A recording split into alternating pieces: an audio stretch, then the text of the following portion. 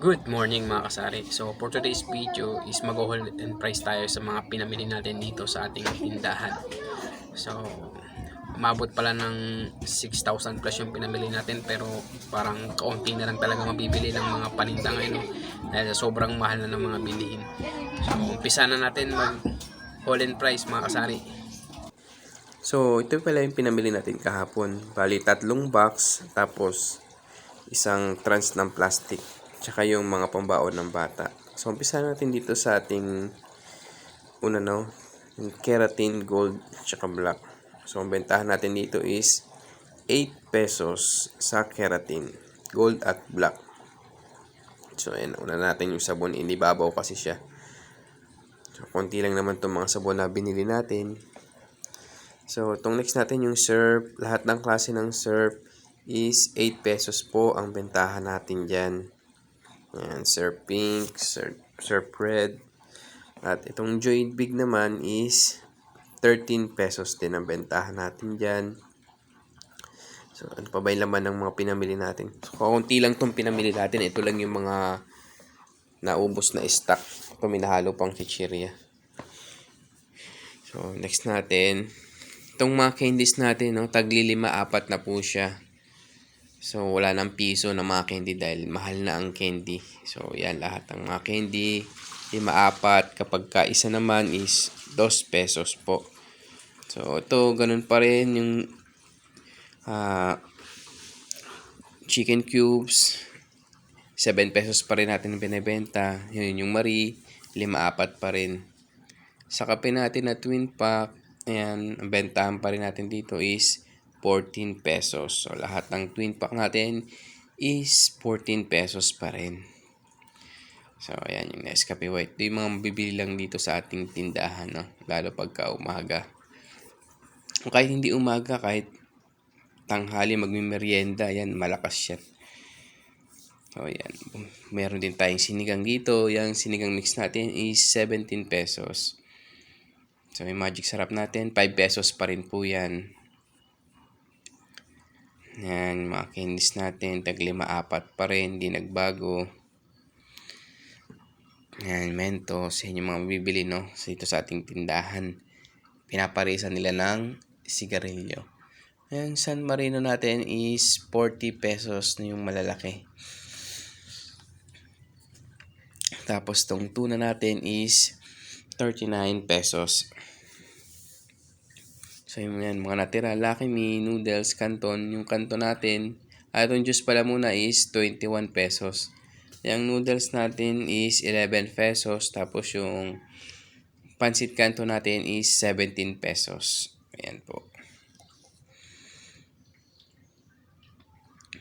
Yan yung mga mabibili lalo pag umaga. So, ito naman, isang box natin. Dito nakalagay yung 3 piraso na litro na Alfonso at 6 na bunso na MP. Yan. Yan lang naman yung mga nawala dito sa ating tindahan. So, pinalitan lang natin. Guys, sigarilyo. So, next natin yan. So, yun yung isang box ng gin. Yan, lagi tayo may calcio para chinecheck natin kung magkano ba yung ipapatong natin na tubo. So, meron na tayong nagawang ganitong video, no? So, check nyo na lang dyan sa baba or ilagay ko na lang dito kung magkano yung patong o tubo. So, marami nanonood yan kasi sa mga baguhan pa lang sa kanilang sari-sari store. So, makakatulong to. So, kahit scroll down mo lang dyan sa mga videos ko na ina-upload. So, malaking tulong yan lalo kung bago ka pa lang sa pagbe-business mo. So, ayun na, nabuksan na natin yung box na to. Ayun lang yung laman. Yung Alfonso natin na 1 liter. So, ang bentahan natin dito is 300 pesos. So, kumuha lang muna tayo ng 3 piraso. So, ayan. Tapos, itong bunso, 6 na piraso. May mga naghahanap lang kasi niyan, kaya kumuha lang tayo ng saktuan. Kasi, baka mamaya pag kumuha tayo ng maramihan, matenga lang. Ito nga pala, sukal na halo sa grocery to sa bahay. So, yan yung pangalawang laman na box. At ito naman, isang box ng gin. Nag-aakalaga siya ng 1,435. So, ang bentahan natin ng gin is 70 pesos. Ito, halo-halong mga chichirya. Yan, yung mga Oshi, Clover. Yung mga chichirya natin ngayon, taga 8 pesos na, no? Liban lang dito sa Clover, Mangwan, roller coaster na 9 pesos na. At itong Piatos nga pala, pati Nova at Picat is 18 pesos na.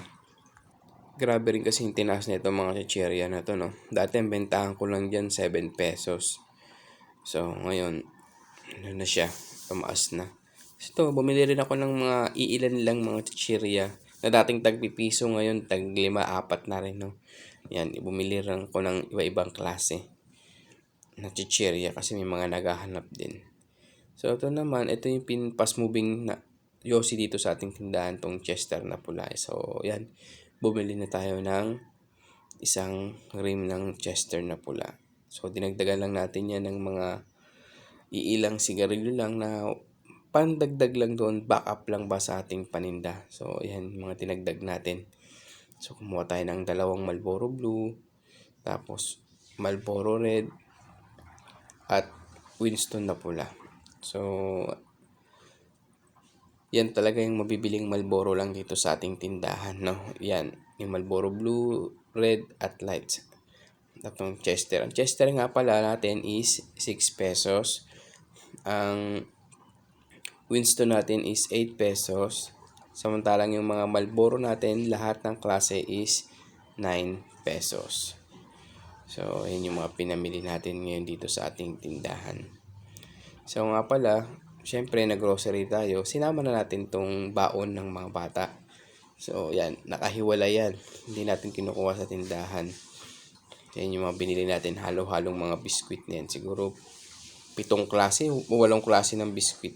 Yan, nilagay na natin dito sa balde para syempre hindi kainin ng mababait. Yan, mas maganda pa rin na bukod pa. Yun yung ganap natin ngayong araw na to mga kasari, no? Nag-grocery tayo dito sa ating tindahan. So, kahit sabihin natin na maliit man yun, pero grabe, ang laki na ng halaga niya. Yung mga binili natin, yun lang naman yung wala na stock natin dito sa ating tindahan. So, yun mga kasari, lagi ko sinasabi sa inyo na pag mag-grocery kayo, mas maganda pa rin na nakalista yung mga bibilihin nyo ng mga produkto na sa ganun is matansya nyo lang talaga kung ano lang yung mga kukunin nyo ng mga item. Hindi yung kukuha lang kayo ng kukuha kasi mamaya hindi nyo rin matansya na magagastos nyo yung mga backup na pera nyo dyan. No? Mas maganda pa rin na kumputado nyo yung bibilhin nyo. Ngayon, kung halimbawa ngayong araw na to, kung ano yung nilista nyo, is yun na lang muna ang kukunin nyo. Yun lang naman yung wala sa paninda mo. Saka ka na magdagdag kapag ka talagang halos makompleto na yung mga paninda mo. No? Saka ka na lang kumuha ng mga item na mga bago.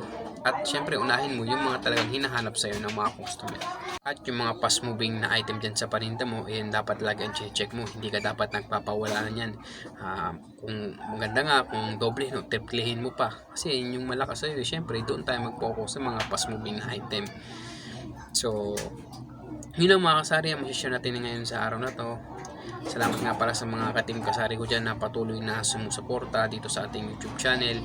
Asahan nyo na patuloy pa tayong gagawa ng mga ganitong mga topic na relate dito sa ating sari-sari store. So, dito na lang muna mga kasari. Kita-kita na lang tayo sa ating next vlog.